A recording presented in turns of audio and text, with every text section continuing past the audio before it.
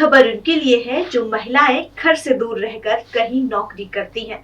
दरअसल आपको बता दें कि मध्य प्रदेश सरकार ने कामकाजी महिलाओं की सुरक्षा और सुविधा के लिए एक महत्वपूर्ण कदम उठाते हुए प्रदेश भर में 10 प्रमुख शहरों में कामकाजी महिला हॉस्टलों के निर्माण की योजना बनाई है। भोपाल, इंदौर, उज्जैन जैसे शहरों में यह योजना शुरू होगी, जिससे महिलाएं सुरक्षित और सस्ते आवास की सुविधा प्राप्त कर सकेंगी। यह योजना कामकाजी महिलाओं के जीवन को आसान बनाने के उद्देश्य से तैयार की गई है। खासकर आपको बता दें कि उन महिलाओं के लिए जो घर से बाहर नौकरी करती हैं और जिन्हें एक सुरक्षित आवास की आवश्यकता होती है। आइए जानते हैं योजना की मुख्य विशेषताएं क्या कुछ हैं।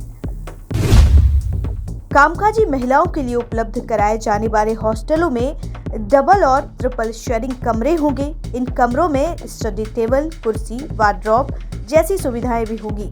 इसके अलावा प्रत्येक कमरे में अटैच टॉयलेट की सुविधा भी होगी। कामकाजी महिलाओं के बच्चों की देखभाल के लिए हॉस्टल में चाइल्ड केयर रूम उपलब्ध होगा, जिससे महिलाएं बिना किसी चिंता के अपने काम पर ध्यान दे सकेंगी। हॉस्टल में दोनों समय का भोजन, नाश्ता, चाय और भी सारी सुविधाएं उपलब्ध कराई जाएंगी। इसके साथ ही बड़ा किचन और डाइनिंग हॉल भी होगा, ताकि सभी महिलाओं को आराम से खाना मिल सके। हॉस्टल में कार्ड रूम, पार्किंग और वॉकिंग ट्रैक जैसी सुविधाएं भी प्रदान की जाएंगी। यह सुनिश्चित करेगा कि महिलाएं सुरक्षित और आरामदायक वातावरण में रहें। महिलाओं के लिए आर्थिक रूप से सस्ते दर पर यह हॉस्टल उनकी सुरक्षा के लिए सरकार की प्राथमिकता है, ताकि वे बिना किसी चिंता के अपने कार्यों में संलग्न रह सके। साथ ही जानते हैं बजट और नवीनतम आंकड़े।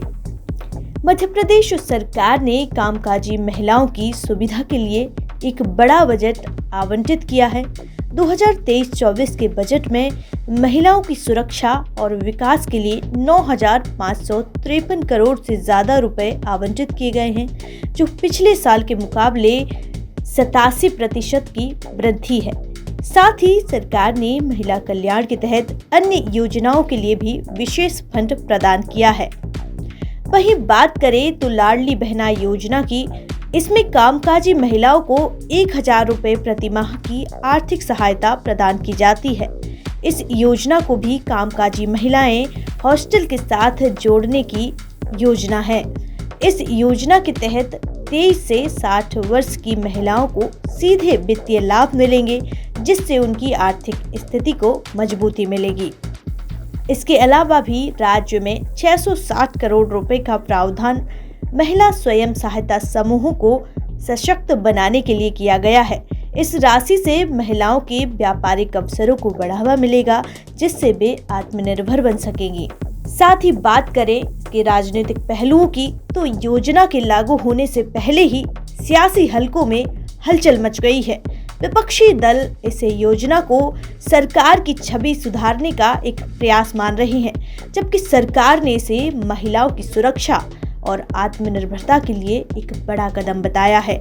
योजना की घोषणा के बाद से ही राजनीतिक वाद विवाद शुरू हो गया है, लेकिन सरकार ने इसे महिलाओं की बेहतरी के लिए आवश्यक बताया है। महिला सशक्तिकरण की दिशा में भी अन्य कदम उठाए गए हैं, जहां मध्य प्रदेश सरकार ने पिछले कुछ वर्षों में महिला सशक्तिकरण की दिशा में कई महत्वपूर्ण कदम उठाए हैं। राज्य की प्रमुख योजनाओं में से एक लाडली लक्ष्मी योजना है, जिसके तहत लड़कियों को शिक्षा और स्वास्थ्य के लिए आर्थिक सहायता दी जाती है। इसके साथ ही प्रधानमंत्री मातृ वंदना योजना और आयुष्मान भारत योजना के माध्यम से महिलाओं को बेहतर स्वास्थ्य सेवाएं प्रदान की जा रही हैं। इस वर्ष राज्य ने स्वास्थ्य सेवाओं के लिए 1,655 करोड़ रुपए का प्रावधान किया है, जिसका उद्देश्य महिलाओं और बच्चों को बेहतर चिकित्सा सुविधाएं प्रदान करना है। इस योजना का उद्देश्य महिलाओं की जीवन शैली को बेहतर बनाना है और उन्हें आर्थिक और सामाजिक रूप से सशक्त बनाना है। सरकार ने भविष्य में संभावनाएं बताई हैं कि कामकाजी महिलाओं के लिए हॉस्टल योजना को लेकर भविष्य में और भी विस्तृत योजनाएं बनाई जा रही हैं। सरकार का लक्ष्य है कि राज्यों के अन्य शहरों में भी इन हॉस्टलों का विस्तार किया जाए ताकि अधिक से अधिक महिलाएं इस सुविधा का लाभ उठा सके। यह योजना न केवल महिलाओं को आवासीय सुविधा प्रदान करेगी बल्कि उनकी सुरक्षा, आर्थिक स्थिति और सामाजिक सशक्तिकरण में भी महत्वपूर्ण भूमिका निभाएगी। इसका लाभ उन महिलाओं को मिलेगा जो घर से दूर रहते हुए अपनी नौकरी कर रही हैं और जिन्हें एक सुरक्षित और सस्ते आवास की आवश्यकता होती है। कुल मिलाकर सरकार की इस पहल को एक बड़ा कदम माना जा रहा है जो महिलाओं को सुरक्षित, सशक्त और आत्मनिर्भर बनाने में सहायक होगा।